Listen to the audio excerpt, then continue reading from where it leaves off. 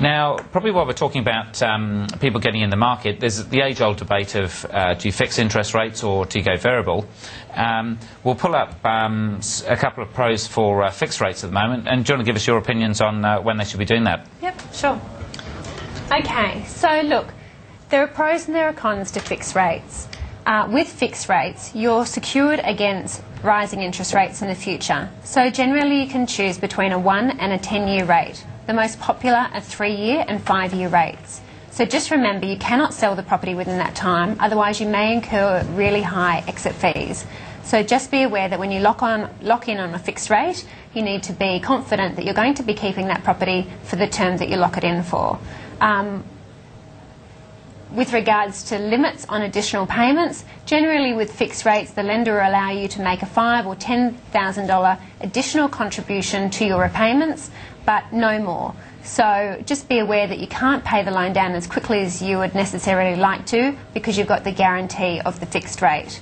Unfortunately, fixed rates don't come with offset and redraw options, but as I said before, you've got the guarantee of the rate that you lock it in at for the term that you choose. And so quite often that's really the sleep test, isn't it? Like if you're borrowing large amounts of money, you really can't sleep. Why not just take the guarantee of a fixed and sleep there? And fixed rates at the moment, they're pretty good, aren't they? Yeah, look, fixed rates at the moment are anywhere between about 6.4% and 6.6%. So I think it's a really good time to consider a fixed rate if you're happy with your existing lender. But first of all, make sure you're happy with your existing lender. Speak to a broker, see what your options are, make sure that lender is right for you before you actually fix in. And then obviously the majority of people go for variables, so we'll pull up on the screen again what are the main reasons for going for that variable loan. Sure. So the variable rate, I think that's coming up on the screen right now. Yeah, it's really the exposure to rising interest rates. Yeah, so with a variable rate you have exposure to rising interest rates. So whenever you consider a variable rate, add at least 1% to 1.5% of the current rate and make sure that you're comfortable with those repayments at that higher rate. So if rates today are 7%, look at the rate repayments on 8% and 8.5%. Variable rates also provide you the opportunity to make additional repayments and have an offset account. So if you've got an offset account, putting all your money into that offset account and reducing your overall interest repayments on that variable portion of the loan can be substantially helpful to actually paying down your loan in the long term.